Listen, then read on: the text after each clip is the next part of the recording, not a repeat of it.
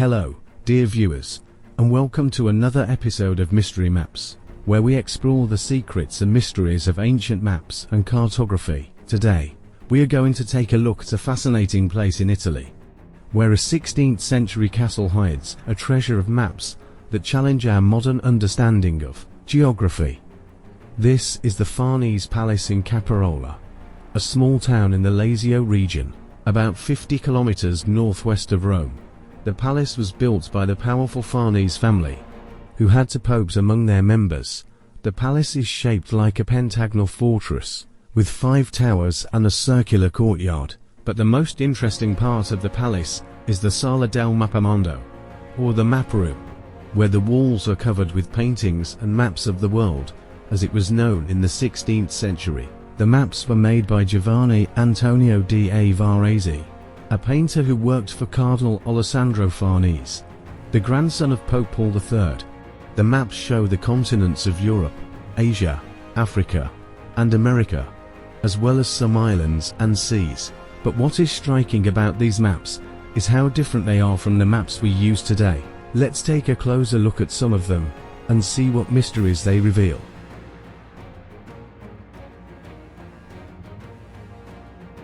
First, let's look at the map of Europe.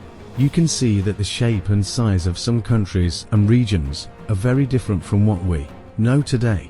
For example, Scandinavia and Ireland are much smaller and distorted. The coastline of the Mediterranean Sea is also different, especially in the eastern part. And if you look at the northeast corner of the map, you can see a large landmass labeled as Tartaria. What is Tartaria, you may ask? Well, Tartaria was a name used by some European cartographers and travelers to refer to a vast region of Asia, inhabited by various nomadic peoples, such as the Mongols, the Turks, and the Tatars. Some historians believe that Tartaria was not a real country, but a collective name for the lands beyond the borders of the known world. But others claim that Tartaria was a powerful and ancient civilization that was erased from history by a conspiracy of the elites. What do you think? Was Tartaria a real or a mythical place?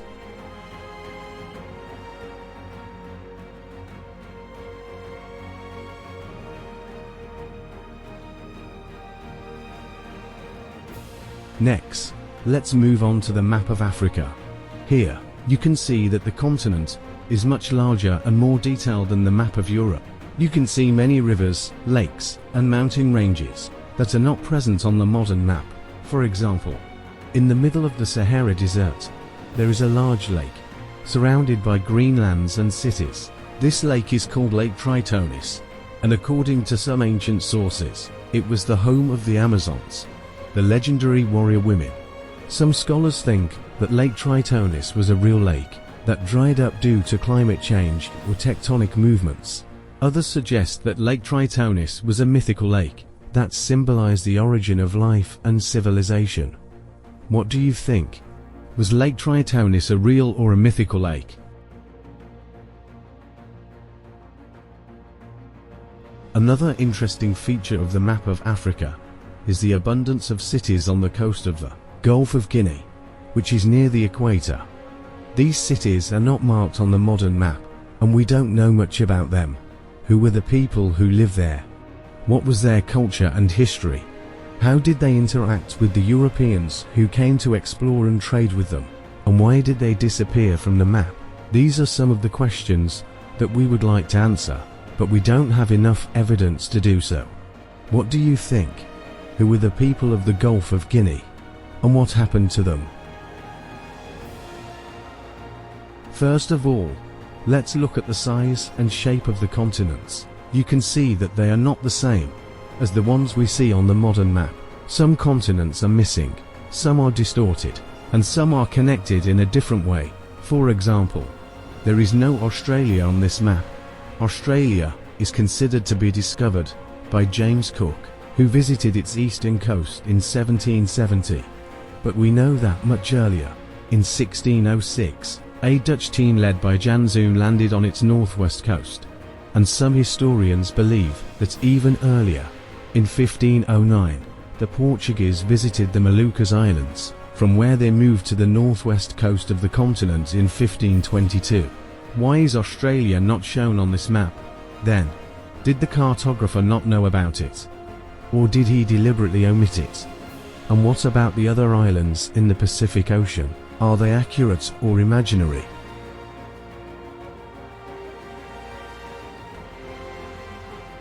But the most surprising thing about this map is Antarctica. Antarctica is shown as a green and ice-free continent, connected to South America by a narrow strait. How is this possible?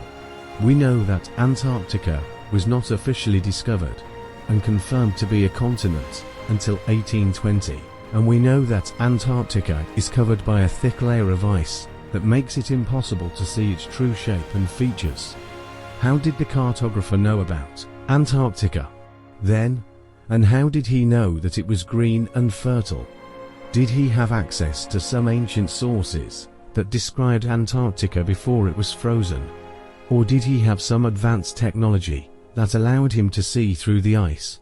Or did he simply make it up, based on his imagination or speculation? What is interesting is that this map is very similar to another detailed map of that time, the map of Urbano Monti from 1587.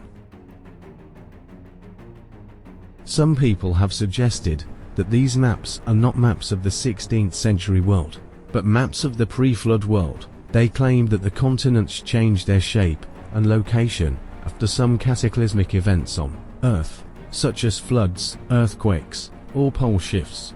They say that these events happened in historical times, after which the age of geographical discoveries began. They say that the discoveries were actually rediscoveries and revisions of all the changes that occurred on Earth.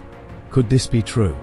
Could the geography of the world change so drastically in such a short time? And if so, what evidence do we have for it? Another question that we have after looking at this map is, why are there no ice caps on the polar regions? Was the climate warm on the entire surface of the Earth? How could this be possible? The polar regions are clearly lacking heat, and that is why snow and ice accumulate there. What could have caused the climate to be so different in the past? I recently received an answer to this question, but it is so fantastic that I will not reveal it yet, until I check it further. Finally, let's take a look at the map of Asia. Here, you can see that the continent is very different from the modern one. The Caspian Sea is much larger and elongated, and has many rivers flowing into it. There are also some unknown lakes east of it, and no sign of Lake Baikal, the largest and deepest lake in the world. The Kamchatka Peninsula is missing, and Alaska is very different, and the northern part of Asia is divided into several provinces of Tartary, with different names and borders.